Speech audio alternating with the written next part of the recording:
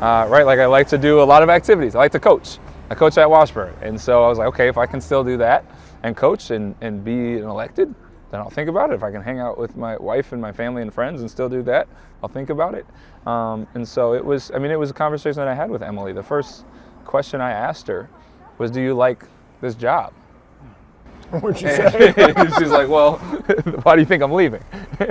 So I think she was running for mayor because she didn't like the dynamic at City Hall and thought, I can fix it by running for mayor. And I think you're exactly right. For Emily Koski. Yep. And if I can surmise anything, I think you're probably right.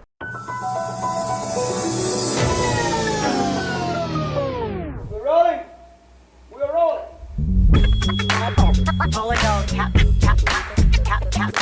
This is a real thing. Real thing. None of you have the balls to stop this. Stop this. I've got plenty of time. I have nothing else going on today. We're in the Wedge neighborhood right now.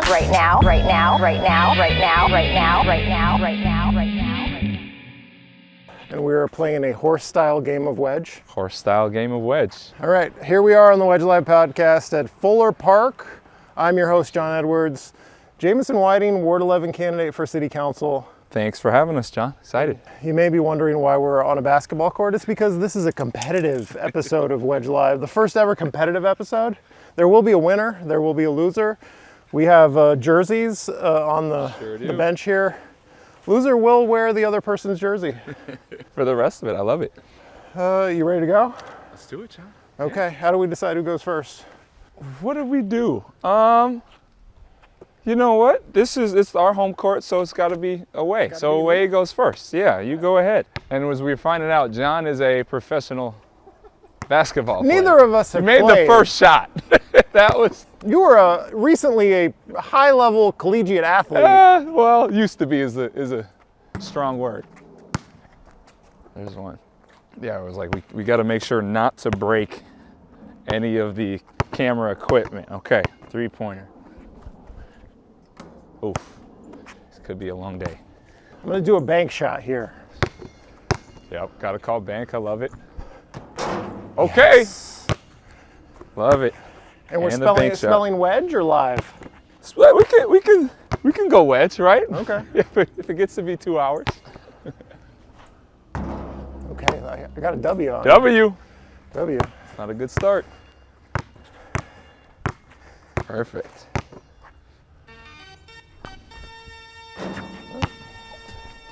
All right, let's just do a standard layup. Jamison, what is this election about? What is the theme? What are voters going into the booth thinking when they vote for you or against you? You know, we've knocked over, 5,000-6,000 doors now. I would say the number one thing we're hearing from our neighbors is public safety. I think public safety is the top.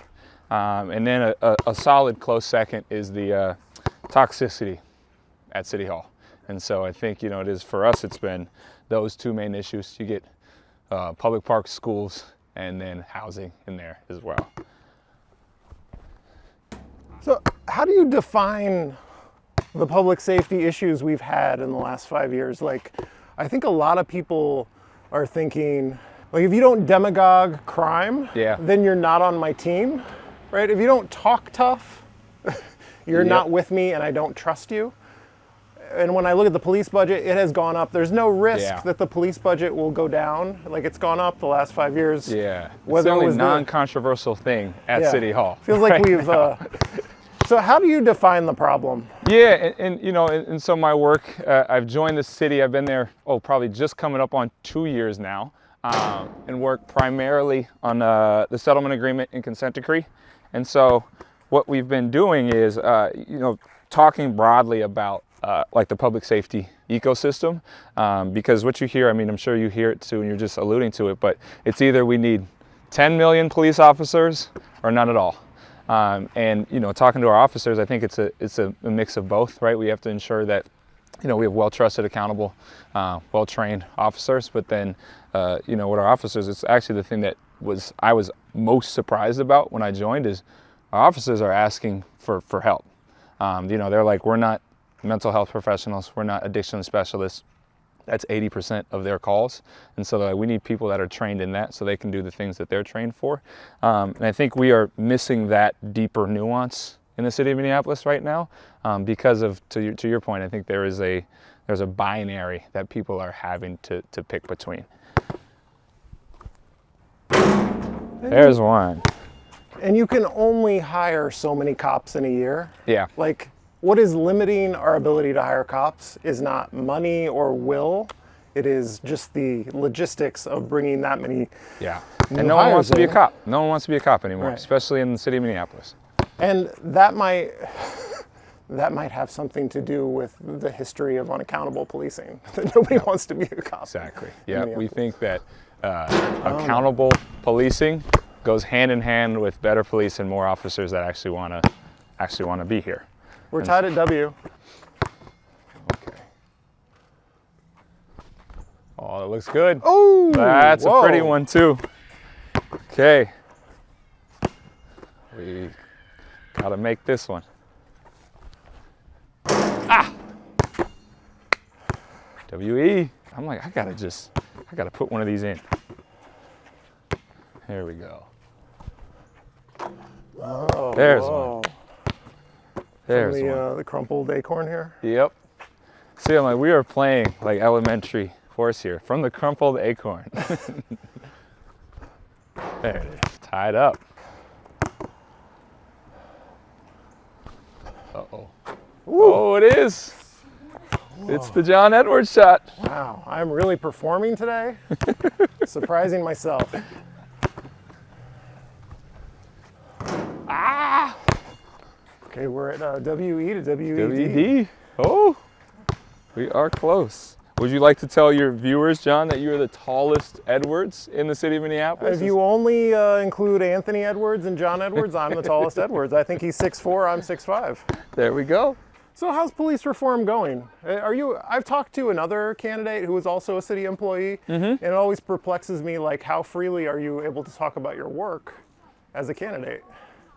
That's a good question. Yeah, Do it's you a know good the question. answer to that? You can, so long as I'm not talking about it from 8:30 to 4:30 on the workday, You can talk about what you do. I can talk about what I do. Yeah, and as long as it's not privileged, especially being in the city attorney's office, most of our work on police reform is public, and so it's as long as it's not attorney-client privileged information, I'm able to talk about it. This But question might be attorney-client privilege information. There was a debate over whether the city, the mayor, the city attorney should try to get the aborted federal consent decree included into the state settlement agreement. That didn't happen. The former city attorney was critical of the Yeah. mayor and said, no, we absolutely can do this. Current city attorney said, no, we can't do this. Do you have thoughts on that? yeah, and I think you're exactly right. So there is things within that I probably can't talk about, but I think relative to what we're doing is ensuring that it's moving forward. And so the city attorney's office, the council, everyone is on the same page of moving the consent decree forward as written. But it is, to your point, I do think it becomes a little gray if you're asking Jamison, the candidate, what that looks like. I wish we would have had it signed into law when previous to the Trump election. That did not happen, which has been frustrating. But I think it's moving in the right direction. It's to your point. I was saying this earlier. I think before we started recording, settlement agreement, consent decree, anything that has touched those two areas have been passed through the council. Every single thing. There has not been a single thing that has touched either of those two agreements that hasn't gone forward. What gets me, though, is that the mayor saying, this is as good as the federal consent decree. We're going to implement this. Like, the only person holding us accountable in this case is you, one guy, your executive order. That is not the same as being required by the federal government to implement this. And if you're not reelected, or if you change your mind or it becomes politically hard, that's different than a court enforceable agreement. And I agree. And I think it's whether it's the mayor or the council, certain members of council, I do think it could be possibly piecemealed. I think there's certain things, right? If it's not court ordered, you can see, how paying for more officers or paying for unarmed response could also be turned into a political debate, which is possible. But if we are committed, and I think our city is at a point, wherever you are, fall on the political spectrum, at a point where we understand that all of this as written needs to go forward. But I think you're right. Yeah, it's not as enforceable as a signed decree by a judge. It is very odd for me to try to podcast while basketballing here.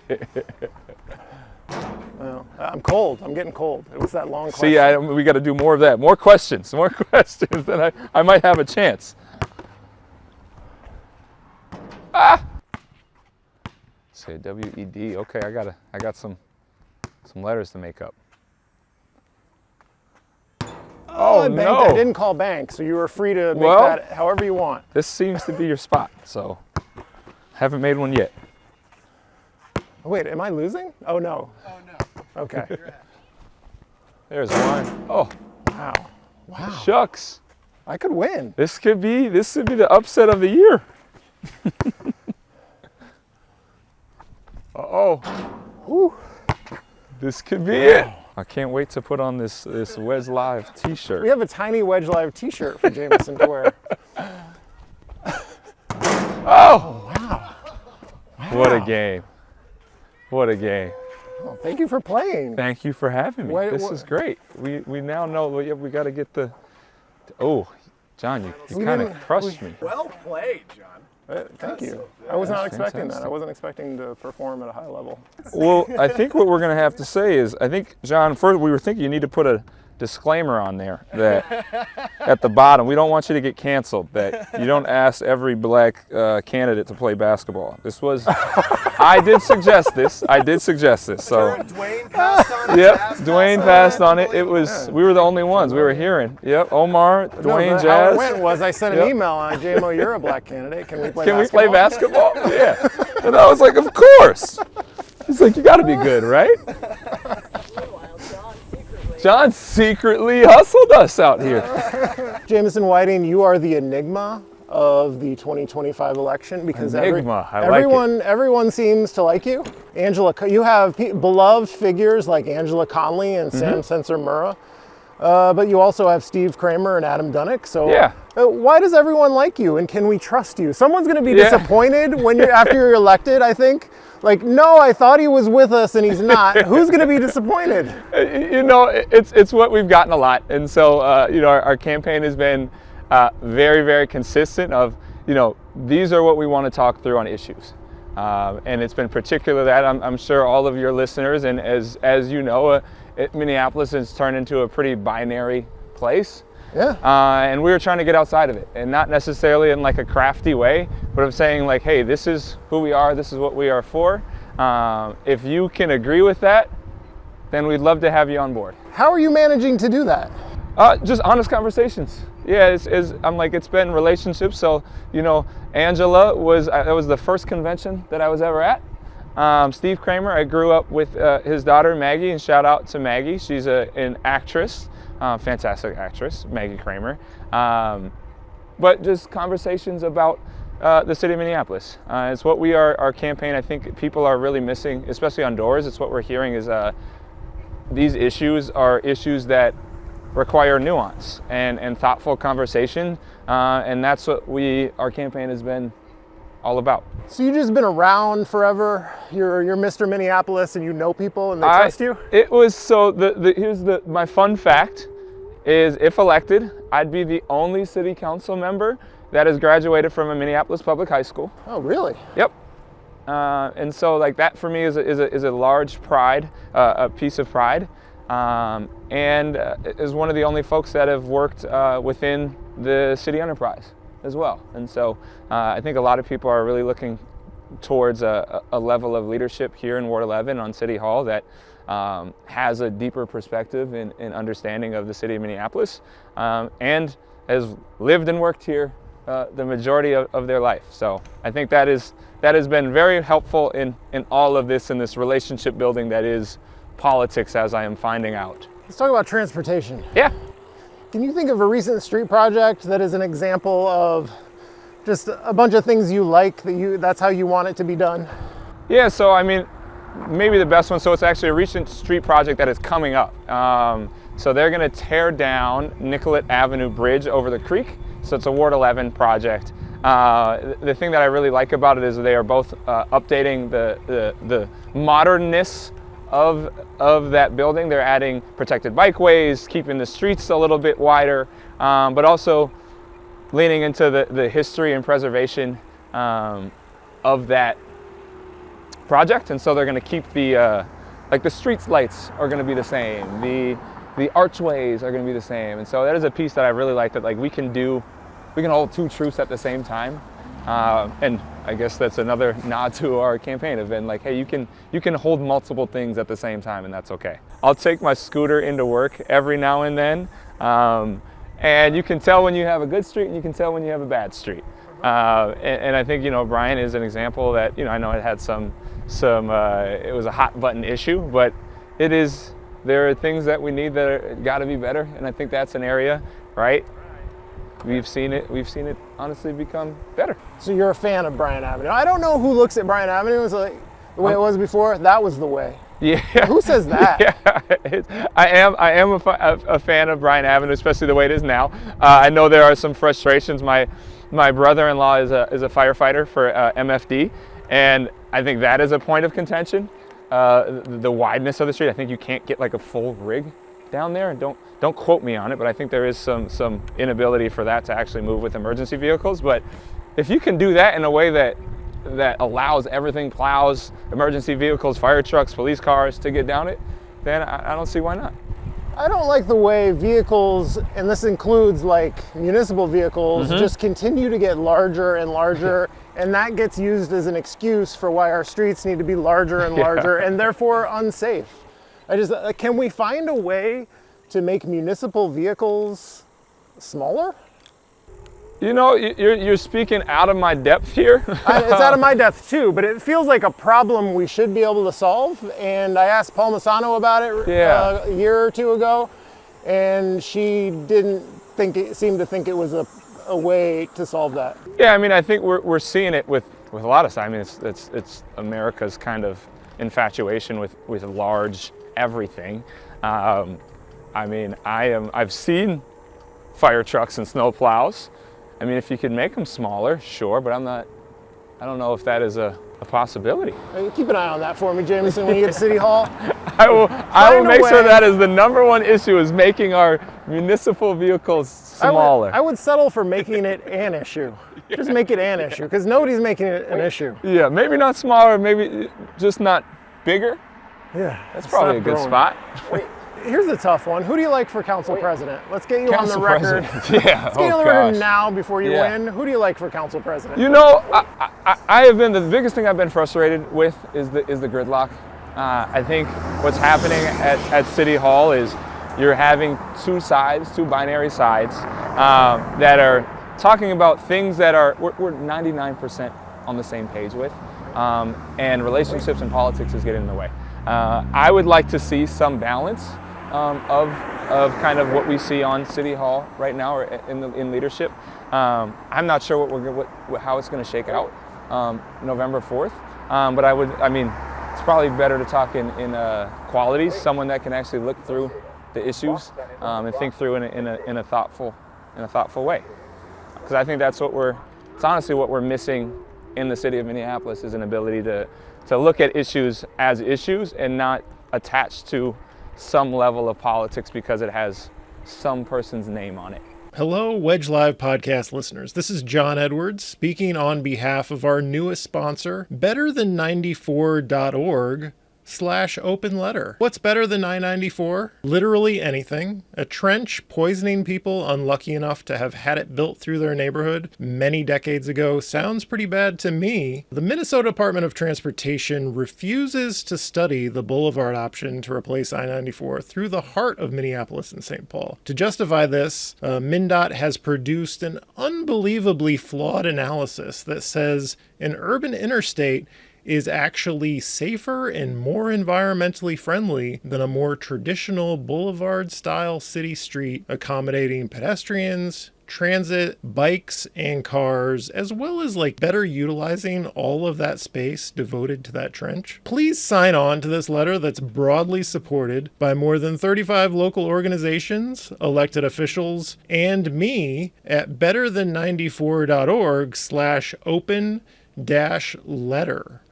Taylor, can you read our pharmaceutical-style disclaimer at the end of this ad? Rebuilding urban interstates can lead to several more generations of steep disparities in health issues, as diverse as asthma, cancer, old age dementia, children's brain development, heart attacks, strokes, depression, anxiety, and early death.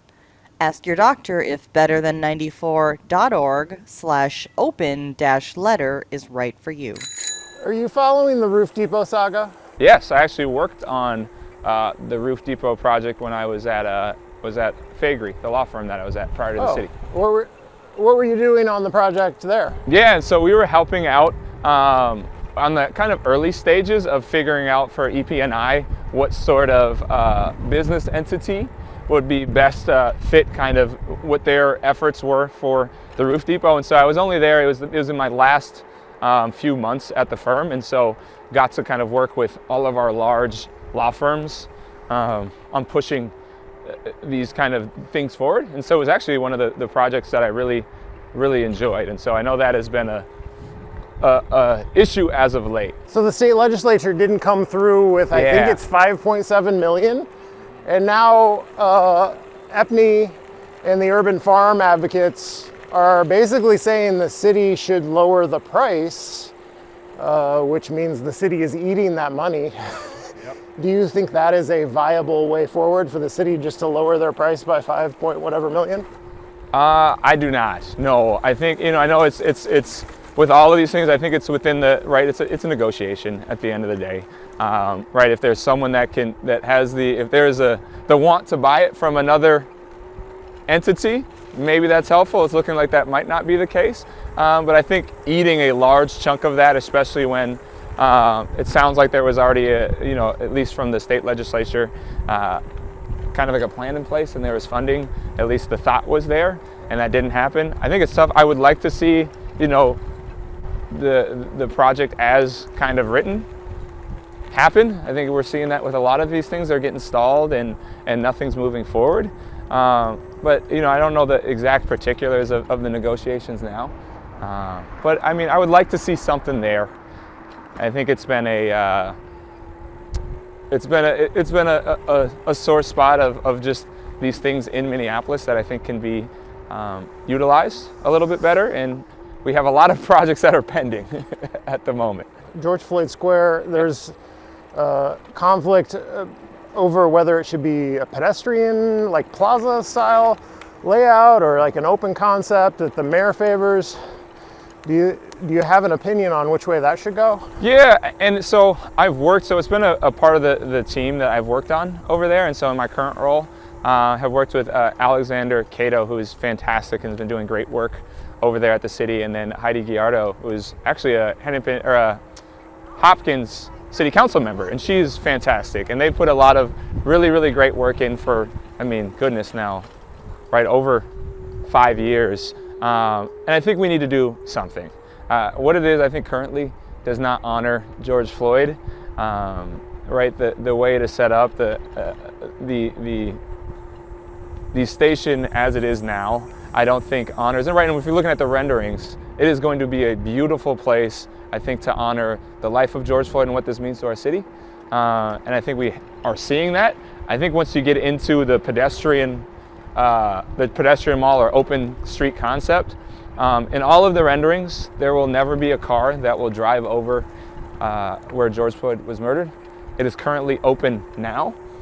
And so I think we have to both respect and honor George Floyd, and we can do that with a destination and a infrastructure project that befits what that memorial should be, in my opinion. So you favor the open concept? I am in favor, keeping it open. Okay. I know there's a few other concepts in there, but yeah, I am in favor of keeping it open.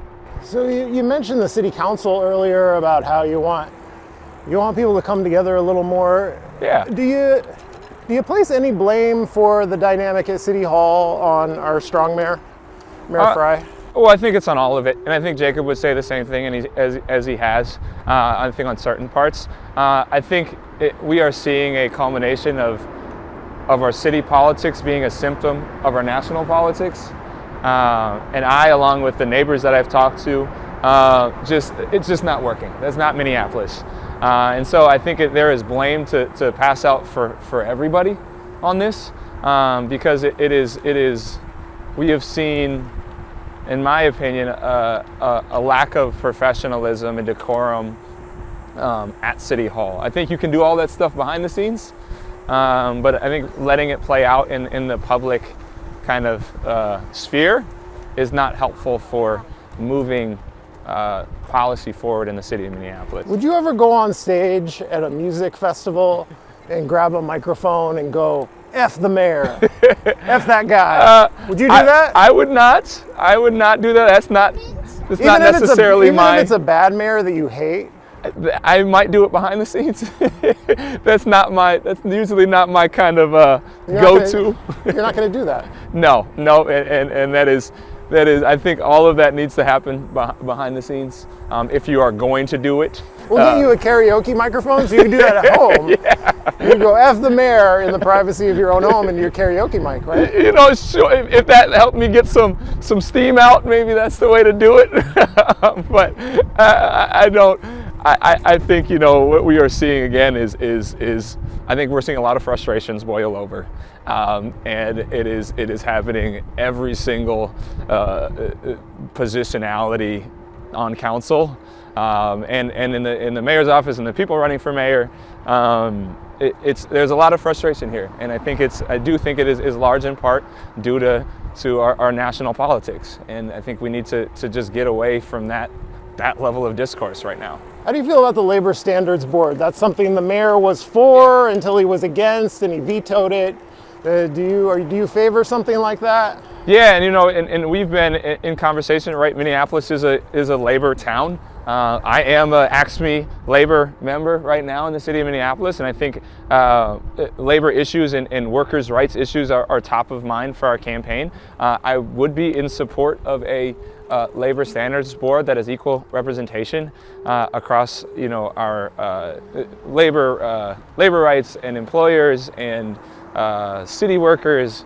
But yeah, I think equal representation is what we have looked to. How you define equal representation in those groups, I think, is where you get into the nuance of it. Do you think what was proposed, what got vetoed, was equal representation? Because I think it was 1/3 employees, 1/3 employers, and 1/3 community groups. Yeah, and I don't know enough on the definition of community groups to see if it was. I'm sure there was a definition of it. I think equal representation just numerically looks like one group and another group, but I think, you know, how you define community representation, it would be probably really key for me when discussing something like that. Another thing that frustrated me about that was it's an advisory board, Yes. and so it would still come to the council. Exactly Council right. makes a decision on whether they want to go up, down, or amend it, and still goes to the mayor for a potential veto. Yes. He could say, no, not like this, do it another way, and so that became such a big fight for an advisory board, felt stupid to me. Yeah, I think you're exactly right. It's been my same exact frustration. I sat on the Minneapolis Civil Rights Commission prior to joining the city. Yeah, how many people ignored you? I mean, you got resolutions, and resolutions are something, but to your point, right, there is really no authoritative power that advisory boards have, and I think that actually sets it up for more frustration and divisiveness, because you'll get a lot of people on these boards that really have good intentions and want to put things forward and think it's going somewhere, but resolutions are just resolutions, and to your point, if you goes to the mayor or the city council and they don't agree with it, it doesn't go anywhere. Oh, let's do the big controversial one. Rent control. Rent control. Do you have feelings on that? Are you a hard no? I'm a hard no on a strict rent control rate. Sounds like you're a maybe yes on a less strict rent control when you put it that way. I think it's a rent control is trying to put a Band-Aid on a system that isn't working. I think we've seen people not be able to afford rent. I think we've seen a lot of wage stagnation across our country. And so I think that is a Band-Aid on it, but specifically on rent control, you know, and this kind of goes outside of my area, but my in-laws and my wife are all in the affordable housing space. And so not to sound like alarmist, our affordable housing providers are in a very critical point. And I think if those shutter, we are going to see the housing crisis right now exacerbate. And that is something I am worried about. And I think almost all of our housing providers, nonprofit affordable housing providers, are against a strict rent control policy because they already have one. And so if there are areas to think through, I think what we're missing really is consistency with our housing policy in the city of Minneapolis. But yeah, a strict rent control policy, I would be against. But you're a maybe yes on a less strict with carve-outs for nonprofits, affordable housing, and maybe a new construction exemption? Like, give me the idea. Yeah. What is a version of a less strict policy that you could support? Yeah, so price gouging, right? And rental price gouging. There's a way, so net operating income, all of our housing developers, whether that is a private or affordable housing developer, has a net operating income that is a quick measure, quick calculation that you can do. And so if the city decided that, let's say, 40% NOI, net operating income, was what we were comfortable with, and anything over that, we would put a fee or a tax on. Obviously, you know, we're talking about taxes, which has to go to the state before we could do it. But that would be something that I would be in favor of, because I think price gouging is actually more what we are worried about, rather than moving it up. What if we define price gouging as 10%? That's a pretty high cap. Vast majority of rentals are not going up 10% a year. What if we define price gouging as a certain percentage? Yeah, rent increase. I think there is probably something that we could look into. I just don't know if that is right. Like, is an affordable housing provider needing to put up their rents 10% in a specific, is it unit based, is it project based, is it their portfolio as a whole? I think, you know, those definitions are something that matter when you're talking about rent control. Just cause eviction, how do you feel about just cause eviction protections? Yeah, and so is that, can you give me a little bit more on just cause? Particularly, like what's the definition of just cause? You give me a version that you want to support. Yeah. Smart guy. Right.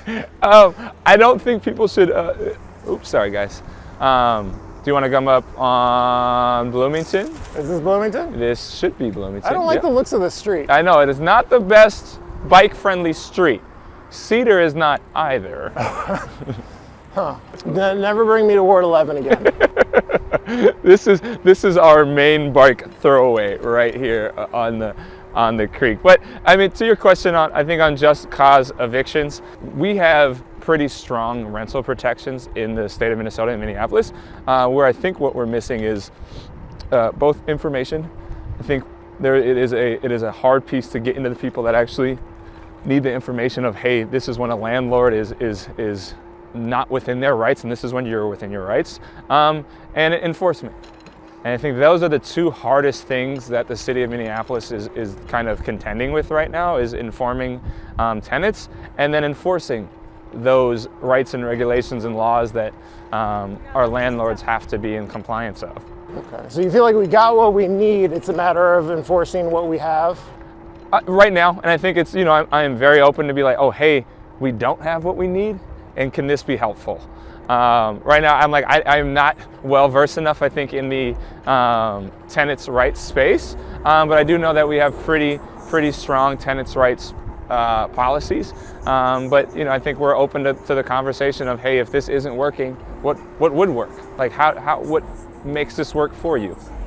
If we haven't announced it on camera, we're going for ice cream. That's what we're doing. We're trying to find our way to ice cream, and we're biking and scootering on the sidewalk. Sorry, Wedge Live viewers. So zoning. Zoning. Low impact commercial in neighborhoods, things like coffee shops. Yep. You know, maybe a little bookstore in your house. I've seen one of those in Bryn Mawr. Mm-hmm. Do you support loosening up the zoning code so that it's not, you know, 89% of the area in Minneapolis is simply forbidden, even for small, low-impact commercial uses? Yeah, and I think it's something we've really looked into, and it's block by block specific, honestly. And what we're seeing a lot of it, I mean, we're going to a good example of where I think, especially in Ward 11, is right for development and new zoning codes. I think there are business corridors, specifically like we just passed Cedar Avenue, and so NoCo apartments over there, where actually there was a grocery store before, but now it's Lund's Byerly's. It is a, oh my goodness, I think it's not a Temu scooter. It's not handling this hill. We are not going up as good as I would like, but we're moving a little bit more. You know, we're effective dollars, right? That's how we're going to look at our taxes. Score another victory for Wedge Live and human power. We might, but no, I think you are. I think that there are areas specifically in Ward 11 that would be fantastic for new zoning kind of policies. But I think I think it's a block by block and conversation that we can have, right? Like, is the neighborhood that we just went through, is that right for a 50-unit building? No. Is 48th in Chicago be absolutely stunning to see that level of investment come up? Of course. And I think that's, again, where we look at the nuance in these conversations. Do you have a vision for the 2050 plan? Like, one idea is we need to make sure we're zoning around our transit stations and new BRT stations to allow higher density development. Like, do you have a 2050 plan vision? Yeah, and I think it's right when we've talked to folks and about the 2040 plan. I'm supportive of the 2040 plan, and will be with the 2050, I assume. But it's the way we have been talking to people. It's like Ward 11 is one of the highest home ownership wards in the city. I think we're close to 85-90% home ownership. And the way we've had conversations with folks is Minneapolis is going to change. The city is going to change, and it's, do we want an ability to actually craft what that change looks like? Absolutely. Do we want large private capital, private venture corporations coming in and buying out city blocks and raising up the housing prices? No. Which is what they predicted would happen with the 2040 plan. Didn't happen with the 2040. All change is incremental. All change that feels like the world is going to end actually ends up being very incremental in the end. Yes. Even big changes, even big bold plans end up being incremental. They do. And that is, and our hope is along those lines of, hey, like, we have to be intentional about where these things happen and where this change happens. But I do see it as both a protection for those single family homes and the places that we do like, but also increasing our level of density in our city. It's what I've really enjoyed is, like, hey, we want to ensure what we're seeing in Ward 11 is we have a lot of people that are living here in Minneapolis and have lived in here in Ward 11 for a long time, and their kids are wanting to move back. And so if you want your kids to move back, they have to have a place to move into. A lot of us aren't able to afford a larger single family home in Ward 11, but we can move into apartments. And that's what it's been actually pretty successful for us, of that kind of conversation of, there is not a lot of rental units in Ward 11, but where they are, they actually, the price for them has gone up quite a bit because they are so in demand. And so I would be totally in favor of increasing our amount of units in Ward 11, specifically around the places where people actually want to live. And that is along a lot of these business corridors. So one of the dumber things of 2025 is Emily Koski being labeled a member of the DSA council majority, because you know Emily Koski, I know Emily Koski. She is not DSA, not even close. Yep. So how do you feel about all of the outside money, the PACs that have become a feature of city politics since 2021? Yeah, it is. Emily is not a socialist. You can have frustrations about her politics and where she may have moved on things, but she's not a socialist or a DSA member. What I think we took an example from is, I think what we are seeing more so was people thought one thing and thought they got another. And so what our campaign has been particularly focused on as being like, hey, this is where we sit on this exact issue. This is exactly where I'm going to stand and vote on. It's Mickey Moore's, I don't know if Mickey Moore still owns that, but that's Mickey Moore's braid factory. Yeah, that is the braid factory. Wow, welcome to Ward 11. Or Ward 8, we don't know. Yeah. Oh no, this would be the other side. It would be Ward 8. Is this Ward 8? Yes, this is Ward 8. Yeah, it's the west side of Chicago. Is If the cutoff. only state law said you were eligible to run in the ward where your braid factory is. Well, maybe that's something the state can pick up next session. We need an exemption for braid factories. It's actually, I mean, it's been there for the whole time that I've lived here. I'm pretty sure my sister has gotten her hair braided there at some time in her youth. Did it turn out okay? She always had really good hair. So Okay. I mean, that'd probably be the most controversial thing I'll say on this podcast is if my sister sees and I said her hair wasn't as good as it is. The only thing I know about the braid factory is one of the photos on the website is definitely a white guy in a Halloween wig. And it made me question how good the braid factory is. Yeah, I mean, I will have to ask her. I will get back to you on that one. Speaking of 48th in Chicago, Yeah. an area that I think is come a long way, but I think this is a place that we look to. I mean, my wife and I are actually just up the street, and they have I think it's been a year or two long that they've had this brand new about 50 unit housing. And so I think this is an area that shows kind of a good example of what our ward could look like and where development could potentially be. And what is the name of the establishment we're going to? Pump House Creamery. Pump House Creamery, Oh yeah. 48th in Chicago. I'm a big fan. I've got to break down all the equipment here. Yeah. 3 activities, Jamison. 3 activities. 3 You're different you're a good setups sport. for all 3. You're a good sport. We're going in for ice cream. Multiple activities. I love it. Get video of me and my. Look at, yeah. We're all Let's make packed sure up we see. doing multiple activities with Jamison Whiting. You're a good sport. Usually the podcast is one activity and it's biking. We gotta put you We're through on our the third. paces. It's a John. lot of breaking down and setting up. I like the fresh banana. It's very good. I mean, there's always the where they have it on the passion fruit and mango sorbet, and the coconut almond. If you like coconut, it tastes like a almond joy. I think that's fair. Hello. We're recording a podcast. Can I do a split single? Perfect. And I will do the Annunciation ice cream and the fresh banana. I deserve it. I'm gonna have the cookies and cream.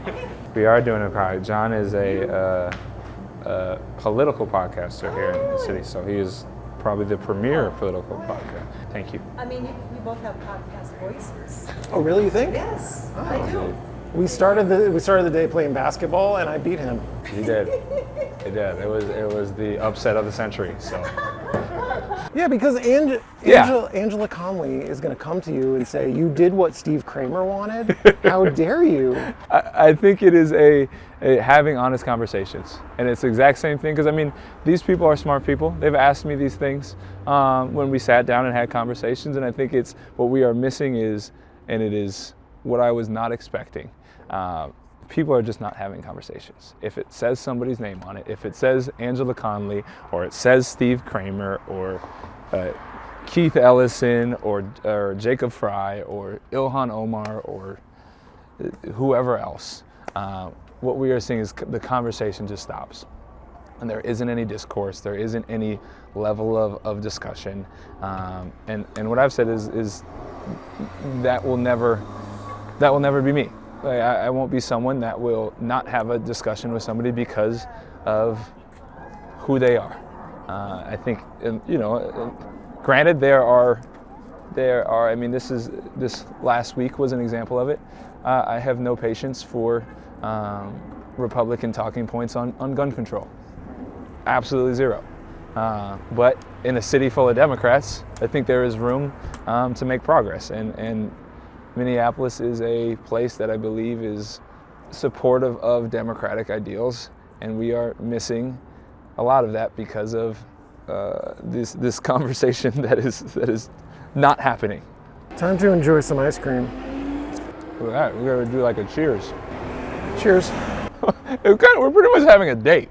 We That's are. what it is. I think we're just on a date. Yeah, you came up with many activities for us to do. We'll see. Well, maybe I'll get a second date. Who knows? Kind of embarrassed yourself with cheaping out on a scooter. Oh, no. Well, I had to John save think room of me? for dessert for you. Otherwise, I couldn't have afforded dessert. So Your dating profile said you were like an assistant city attorney, and I'm like, couldn't you afford a better scooter? Why did you go into public sector work? Was that always the plan? Because I was looking at your LinkedIn. It was like philosophy and political science, and you seem very involved. It reads like someone who has been thinking about politics since they were maybe a student. Is that the case? Have you always been like politically minded? I want to maybe run for office one day. I think running for office is something I've thought about. I've been around it a lot. I think Minneapolis is a political place. I think it's one of the best things about Minneapolis is people care about their politics and who they elect and going to vote. And so, I mean, we saw it again this week at Justice Page and Washburn.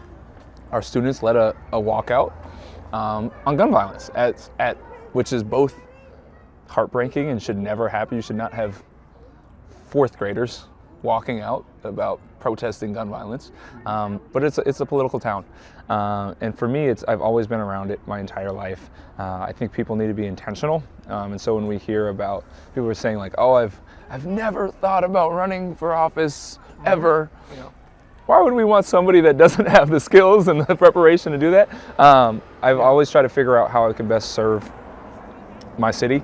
I think I sit here, my background is somebody that has fully seen the level of Minneapolis investing in my life to make me kind of not fall and not fail. And so I've tried to figure out how I can best serve my city, and that was, I wanted to see, I'd never been in corporate America, specifically in Minnesota, but I was like, I knew I wanted to come back and work for large corporations that I've never seen before, and so did that, and then knew I was going to eventually end up in some level of public service within the city of Minneapolis, not necessarily running for office, which came up very quick, right? I didn't know Emily Koski was going to run until a month or two before she announced.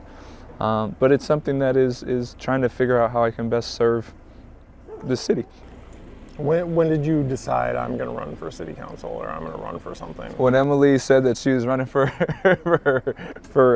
mayor, we kind of had a chat. Must have been rattling it around in your brain ahead of then. Maybe I'm waiting for something to come up, but people have always asked. I've always asked because I've worked on campaigns. I've been supportive of candidates. I've donated to candidates, and so it's always been there. It was never a like, oh, I need to do this job right now at this time. For me, it was if I can continue to do the things that I like to do, right? Like I like to do a lot of activities. I like to coach. I coach at Washburn, and so I was like, okay, if I can still do that and coach and be elected, then I'll think about it. If I can hang out with my wife and my family and friends and still do that, I'll think about it. And so it was a conversation that I had with Emily. The first question I asked her was, do you like this job? What'd you say? She's like, well, why do you think I'm leaving? So I think she was running for mayor because she didn't like the dynamic at City Hall and thought, I can fix it by running for mayor. And I think you're exactly right. For Emily Koski. Yep. And if I can surmise anything, I think you're probably right. Because she got So this is kind of what I'm getting at with you're going to disappoint people. Like, she got just creamed by a lot of very wealthy and powerful people because she was seen to be, like, she didn't really change her ideology or what she was doing very much. She just, like, was getting along with progressives on the city council, and they turned her into a demon, a DSA demon. Yeah. And it's the question that I think our campaign gets the most, is that exact question of well, where do you sit? Are you a DSA person or are you a moderate? And we've just been aggressively combating that binary because I don't think it's healthy for Minneapolis. I just do not see this binary in a city full of Democrats, some font and form of Democrats, that is what we should be discussing. What we've always said is the best way for a blue city to move forward is being a city that is so fantastically good, that is where our municipal basics are taken care of, that Donald Trump and Republicans can't say anything about it. And I don't think that has to do with the nuance. I think it is making sure that we are all moving together in a positive way, and that requires good relationships with someone who's a DSA person and someone who's a more moderate person. And so we have been very honest about that. So I think that has been helping us to be so, like, I think people are, if it comes up, we're like, oh, well, that's it. I knew Jamison was like that or I didn't, right? And I think there's a difference of we're not hiding anything. And that I think has been, it's allowing people to come to their own decision on our campaign, which I think campaigning with other members of the city would not give us that, or if we were specifically sitting in a certain side or camp, doesn't allow for that flexibility. So you're not worried about being turned into the next Emily Koski, who just betrayed her side? Yeah, I think not. No, you're not worried about that. Okay. And I'm sure people will, like anything, right? People will be frustrated with decisions and votes that I make if elected. And I'm like, I'll knock on wood, right? If elected, I think people will be frustrated with certain things, but I think, like, having an answer of why, right? A thoughtful reason of, like, this wasn't a political reason. This wasn't because it has the mayor's name on it or it has the council president's name on it, but we made a decision because I thought it was best for, in our office, thought it was best for Ward 11. What are the issues that drive you?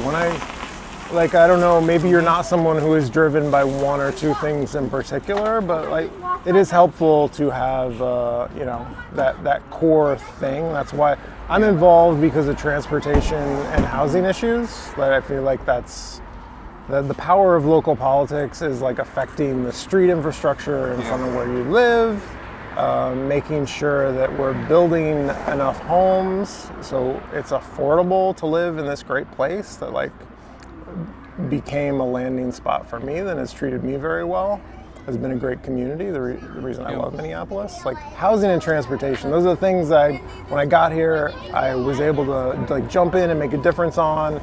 Do you have a couple of issues like that for you, the reason that you're involved? The reason that I've gotten into this is, and I have kind of two answers.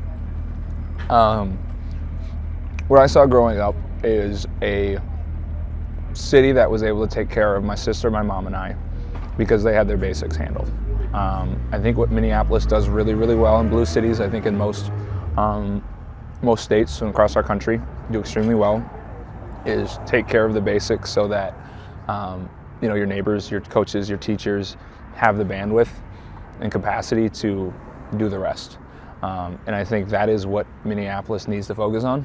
And so I think that is housing, I think that is transportation, I think that is public safety, and I think that is, right, you're plowing the streets and making sure that, if you can get to work on time and get there safely, you have more ability and more bandwidth to co-coach, go be a volunteer at certain things and be those people that we all need in this community. And so that is a broad answer, but I think particularly public safety for me, and again, this past week was a example of where I have zero patience and tolerance for any level of political divisiveness and tactics, because guns and gun violence are ruining our communities across this country.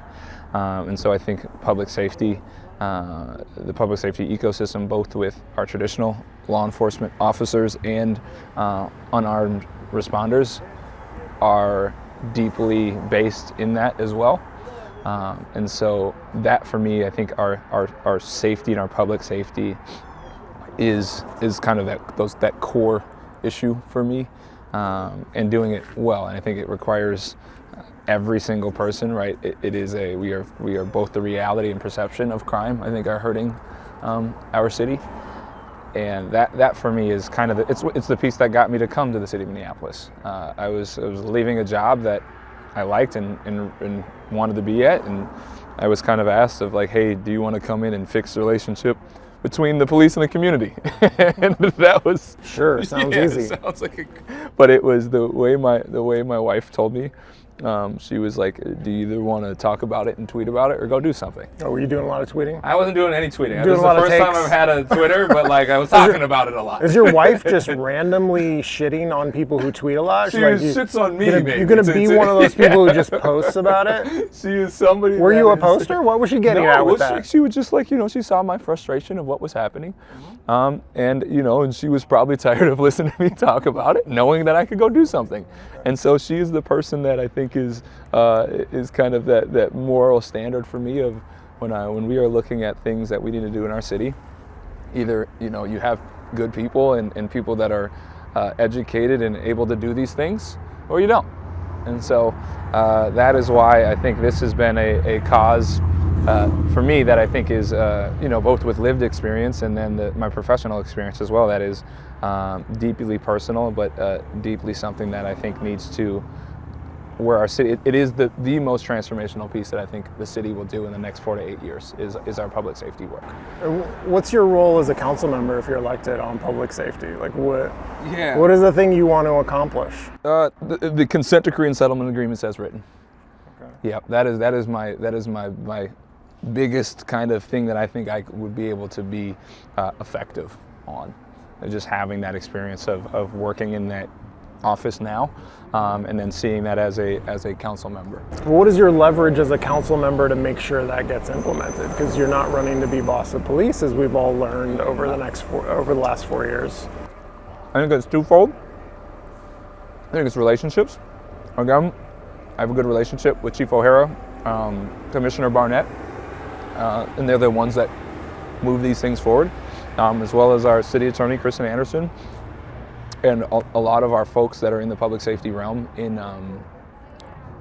the city of Minneapolis. And so a lot of that is, I think, relationship based.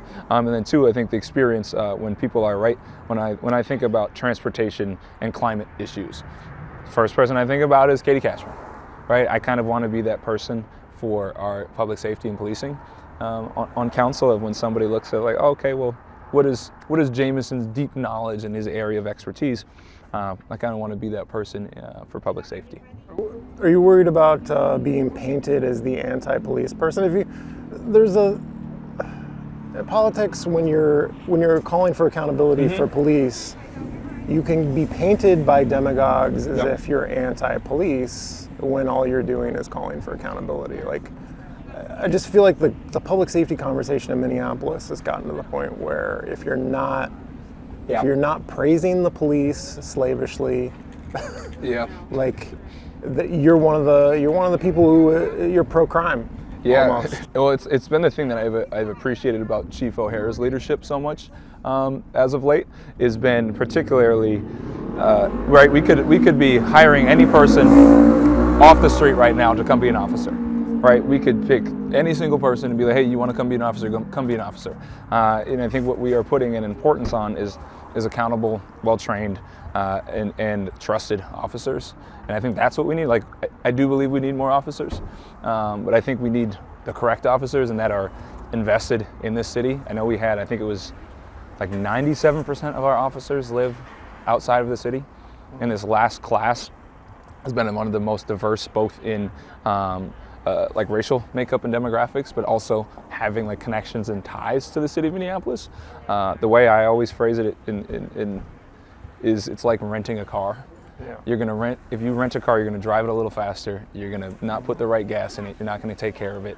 But if you do, if it's your car, you're going to take care of it. And that's what I see a lot of that with our, with MPD, of if you have that investment, if this is your city, if this is your block, I think you'll take care of it a little more. And so I think that is why we've been able to kind of both do it's a yes and, of yes, we need armed officers in situations, and we need a crisis response as well. And it's the piece that actually made me most frustrated, because I heard the rhetoric around policing, and particularly, like, hey, again, is what I said earlier, of like, you need either 1,000 or you need none, and if you're not, you're either against police or like pro-crime. And what our officers are saying is that same thing of, I am not in these, this is not, I'm not trained to do this. So our officers are also asking for that. I'm like, has anyone, when I got there, I was like, did anyone speak, has anyone asked officers like what they need? Right. And it's a lot of people that I think have decisions that have never talked to an officer. And so our officers are also asking for help to take burden off their shoulders. I mean, we see it with our unemployment, or not unemployment, but our overtime numbers, right? Our overtime numbers are massive, but that means that we need someone to do that. Right. And I think it was, what the highest was, like $500,000 or something was paid. It's like, that's like 9 officers. That's 9 new recruits. How can you possibly, even at like double time, how do you even work that many hours? And it's like, right, if it's there, that means that they're doing it, right? Maybe. Are we sure they're doing it? I'm not altogether sure that the overtime system is calculating hours appropriately. Yes, I think the vast majority of them probably are. But I think, it's cheaper than overtime is a new recruit. This is a question I've had for years. I don't know if you're in a position to answer it or not, but do we know if there's this idea that we're kind of starting over with MPD? We're hiring new people in. We're starting a new culture at MPD because we're bringing in so many new officers. And I don't know if the question has been answered, like, do we take it for granted that the quote-unquote bad cops are the ones who are leaving in droves and we're bringing in the good ones? Like, how do we know who is leaving and why and what quality of officer they are compared to the people we're bringing in? Yeah. And I think the bringing good ones and bad apples, I think is kind of a misnomer. I think it's a system. I think it's a system of training culture. And so if you have a system that creates officers that are not accountable, not trustworthy, then they will end up being that. I think what we're seeing a lot of, and so I sit in on our training, we'll be sitting in on some training this coming week. Our new recruits, this is now new to them, right? So this is the standard, this is exactly, they don't know any better than what the consent decree and settlement agreement says in this new training and systems going forward. And so I think that has been very healthy. You have, I would say, another third of officers that are like, okay, well, this is what we're doing now, and this is what we got to figure out. And this is, I might be annoyed and I have to do more paperwork, but this is what it is. I'm going to do my job. And then I say you have another group in there that is frustrated with it, right? And you're going to have that in any field, anywhere else. But I think if you don't get on board with that, I think it's not helpful for our city. And so I think that is, rather than kind of like a bad apple or good officers, it's what our culture is the hardest thing to change in any field, in any profession, particularly in a profession that is around policing and safety. And I think it is what we are looking for now is hopefully we can get more and more officers that this is the norm. This is what the standard is now, is what you are expected to race to. We're getting close to the end here, Jamison. How do you feel about sharing an endorsement page, your Ward 11, with Becca Thompson, the All of Minneapolis endorsement page? How do you feel about being among that motley crew, especially having your photo next to Becca Thompson? How does that make you feel? And it is, and we've been very, very clear on this. I think Becca's words and statements that she's made of late are not only, I think, destructive to Irene, but also candidates of color across the city. I think it is maybe, I don't know Becca well, I don't know if she is racist or not, but those words are. And I don't think that's okay. I don't think that I've said the exact same thing, right? I mean, I don't think it's okay to get up on stage and say "fuck you" to the mayor. Might have to bleep that out. I don't know. I guess it's YouTube. But I also don't think it's okay to say that the only reason that Aisha or Irene were elected is because of the color of their skin. And I think that it is divisive. I think it is racist rhetoric, and it is something that we've been very clear on. It's been frustrating to see, but it's politics, and it is figuring out how to navigate in that. I think is what I am trying to figure out how best to do, because it's really, as I'm learning, it's really easy to be petty in this. It's very, very easy to be petty, and it's been a lot of emotional management to not be like that. And so that's what our campaign is trying to do. Of, hey, if this is what we are saying, then we have to do it. If we want to say and do something different, then you actually have to say and do something different. How do we get rid of all the PACs?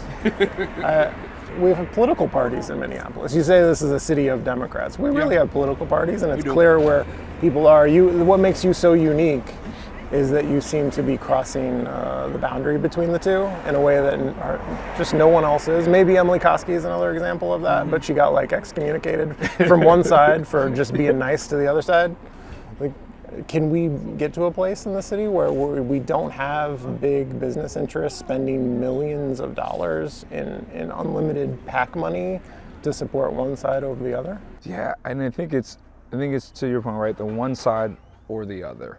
I think that the only way that we get rid of PACs is where it is not seen as that. And that's what our campaign, I mean, we thought about this when we were right about to launch our campaign of like, okay, well, where do we want to? It would be so easy for us to be like, yep, I'm sticking on this side and this is what I'm going to do, and you know exactly where I am. That would be 10 times less gray of what is coming into my head. You don't have to deal with people not trusting you. Yeah. They know where you are. But I think we are going to need candidates and electeds and people, constituents that care to deal in the nuance and think through these issues. And if we get to that point, I hope to get to a point where we don't even need, we have a PAC because it's a blue PAC, it's a DFL PAC. And we are combating what I think is an even, more exigent circumstance of Donald Trump. I'm like, it is beyond me that we are fighting between Democrats in the city of Minneapolis when we have a fascist, authoritarian government in our federal government right now, and it is something that I think we need to see as a larger harm to our city is that, rather than what side of Democrat do you sit on? Well, I think the real answer is we're stuck with them forever, and they are funded by people who see the DSA as the biggest threat to America, and they don't really give a shit about Donald Trump. They don't give much of a shit about Donald Trump, I think. I think the more we see Donald Trump and the federal administration in Minneapolis, I think that'll start to shift. Maybe. Yeah, I'm like, if we have the federal or National Guard or whatever it is occupy Minneapolis, my hope is that we can look around these political divisiveness in the city of Minneapolis to be like, hey, we can all agree. I mean, we saw it in this is another, again, this is as of late, right? We saw it with Annunciation. We had Emily Koski and Lene Palmisano come together and get rid of their political frustrations to something that was over the greater good of Minneapolis. I think we need more of that in our city, and for me it was actually the one of the most beautiful things to see.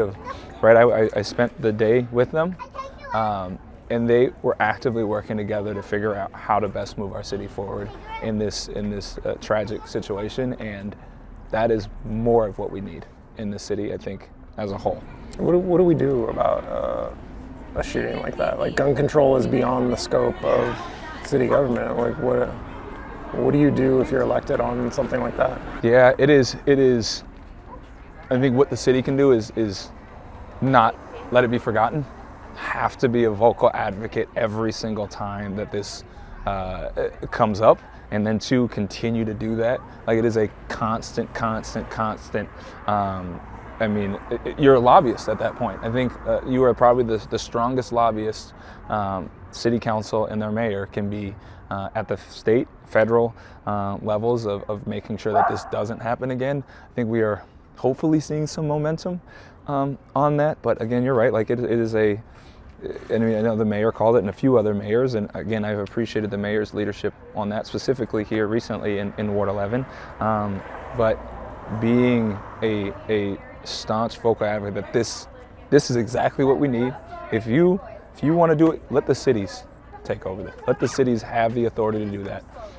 Does that happen? I don't know, but it's again, I'm like, this will be a fun fact for me. Maybe this explains a little bit more of of why I'm seen as somebody that believes in relationships. My mom is a Iron Ranger, so she grew up in northern Minnesota on an Iron Range, right? It is a bunch of Democrats that, you know, probably are a little different than city urban Democrats, but agree about a common thing and common uses. And I think hopefully we're getting to a point of like children dying is not a political issue. And I think I saw that with Lene and Emily, and I think the more we get towards that with other, Republicans, I think we're starting to see it. Maybe a little bit. I want to end on a positive Yes. note, but it has been decades of children dying in school shootings, and it has only gotten worse. Yeah. And there is no interest from Republicans, it seems, in solving that. I don't want to end on a down note. It is. I think the thing that inspires me is if we quit, if we give up, right? If I say this Republican is going to be stuck in their way, it's the same answer that I've given when people ask me, well, why are you going to work with these DSA people? They're stuck in one way. There is absolutely no point for me to do this job if that's the case. If we think that Republicans will never move, if we think that, our more moderate or DSA folks will never move on an issue, there's no point. And so it's the thing that gets me up every day of, hey, I just need, we need one Republican to start moving, and then you maybe get two, and then you maybe get three. And I think we are hopefully, especially within our more suburban areas that are greater Minnesota, but not rural Minnesota, I think their constituents are starting to get to a point of this is now affecting my family, this is now affecting the people. But I'm not naive enough to know that when things affect you, that's when you get vocal about it. And so it's like you said, right, we've had decades and decades of this, and now, you're having more and more and more people affected by it, and that's when things actually start to move. Okay, Jamison Whiting, candidate for City Council in Minneapolis, here in Ward 11. This has been the Wedge Live podcast. I'm your host, John Edwards, and I'm the champion. I won. 3 activities down. So A competitive episode. I won the first ever competitive episode. we're gonna have of to the do Wedge a Live foot podcast. race down No Chicago. foot races. I think I gotta redeem myself or something. Okay, thank you. Thank you, John. I really appreciate it. It's been great. Thank you for listening.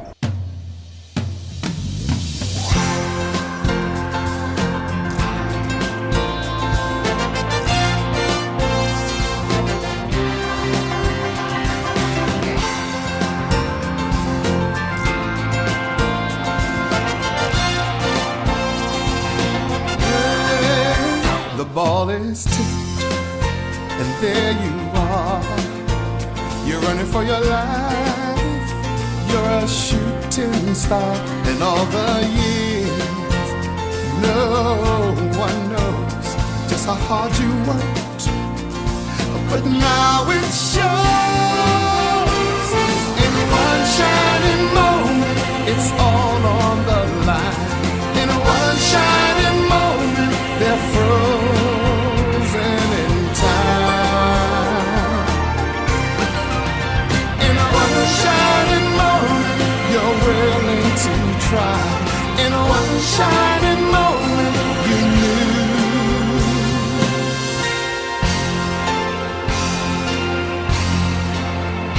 One shining